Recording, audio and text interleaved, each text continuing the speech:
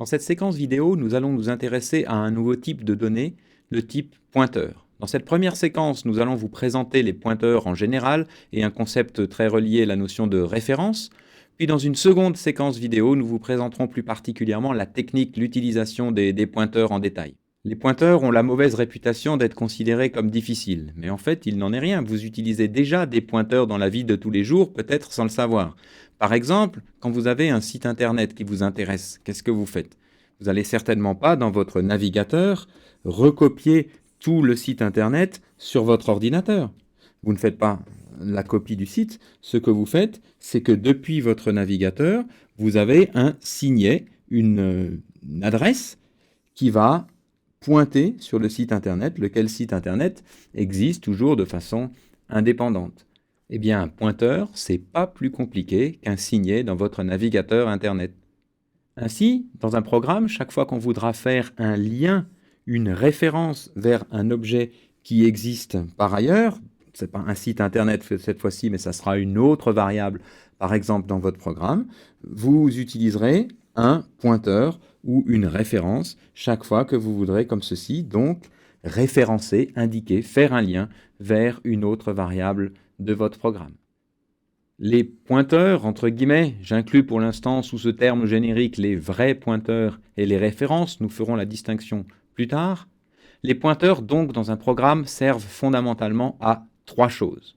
Tout d'abord, ils peuvent servir de référence, exactement comme l'exemple du signet d'un site internet. Vous avez un objet, dessiné en rouge ici par exemple, que j'appelle A, et vous voulez le référencer depuis plusieurs endroits de votre programme. Par exemple, si c'était l'exemple du site internet, A représente un site internet. Dans le navigateur, dans votre navigateur, vous avez un lien vers ce site. Dans le navigateur d'un de vos amis, vous avez encore un autre lien vers ce site. Dans un troisième navigateur de quelqu'un qu'on ne connaît pas, vous avez un lien vers ce site aussi. Toutes ces utilisations ici, ces pointeurs référencent donc l'objet que l'on veut référencer. Ça, c'est le premier cas d'utilisation des pointeurs.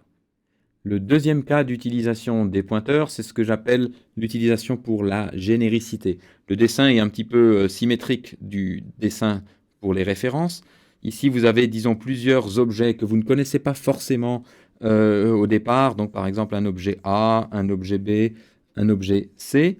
Et vous voulez décrire, disons, de façon générique ces différents objets par un moment donné donc, dans votre programme. Et vous allez donc à ce moment-là utiliser un pointeur. Ce pointeur, à un moment donné, pointera par exemple sur l'objet A, puis à un autre moment, à ce moment-là, pointera vers par exemple l'objet B, et enfin, à peut-être un autre moment dans votre programme, le même pointeur pourra pointer, indiquer un objet C.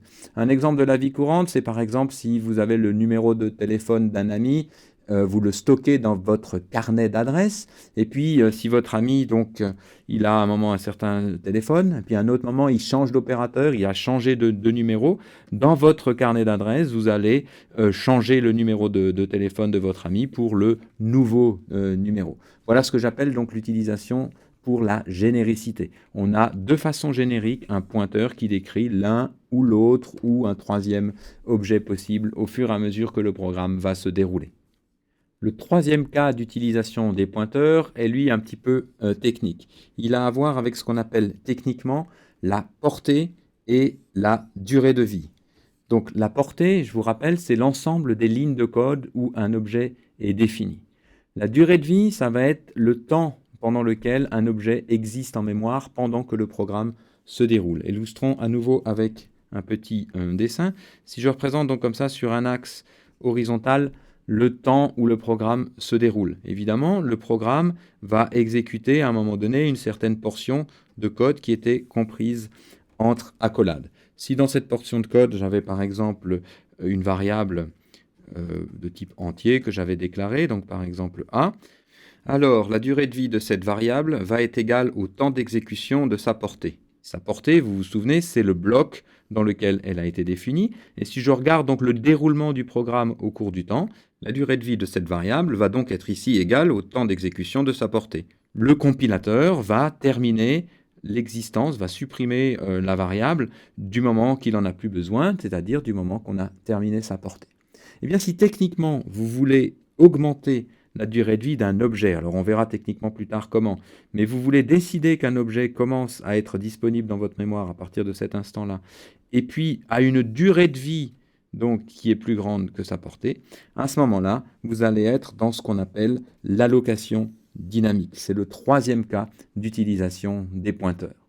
Donc, pour résumer, les pointeurs servent fondamentalement à trois choses. Soit un objet peut être référencé depuis plusieurs endroits avec des pointeurs, soit on va avoir un même pointeur qui lui-même va pointer à différents moments vers différents objets, soit on veut vouloir gérer nous-mêmes la mémoire, le temps de vie des objets en mémoire et utiliser ce que l'on appelle l'allocation dynamique. Ces trois raisons d'utilisation des pointeurs ne sont pas exhaustives et on peut vouloir en combiner plusieurs, mais ce qui compte surtout, c'est d'avoir bien présent à l'esprit la raison ou les raisons pour lesquelles vous voulez utiliser un pointeur dans votre programme.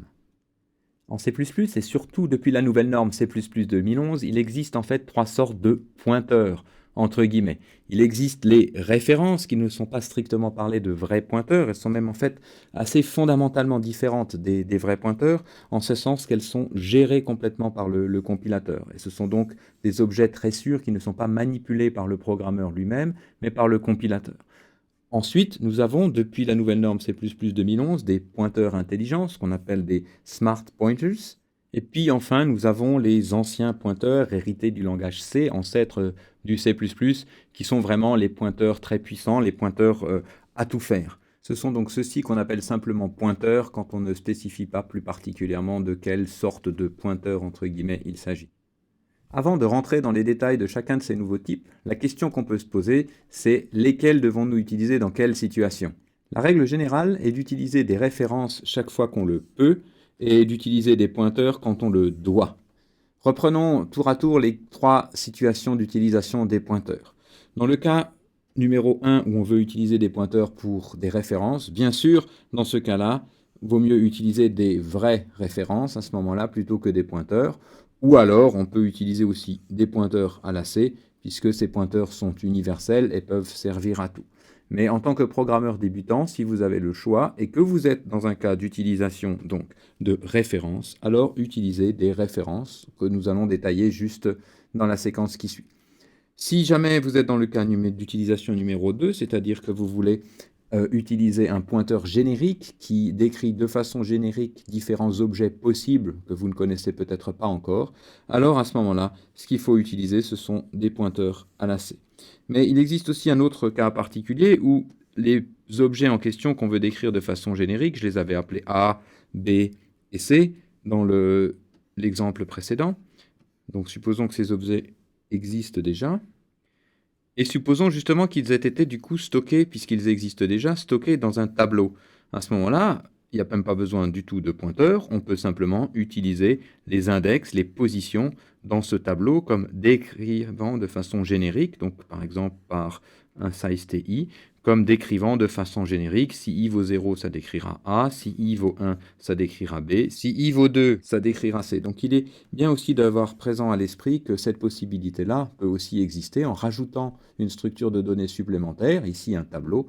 On arrive aussi, si tant est que les objets existent déjà au moment où on crée le tableau, ou alors qu'on peut les rajouter au fur et à mesure dans un tableau dynamique par des pushback et des popback, à aussi donc décrire de façon générique avec une abstraction de plus qui est l'index de l'élément dans le tableau plutôt que l'élément lui-même.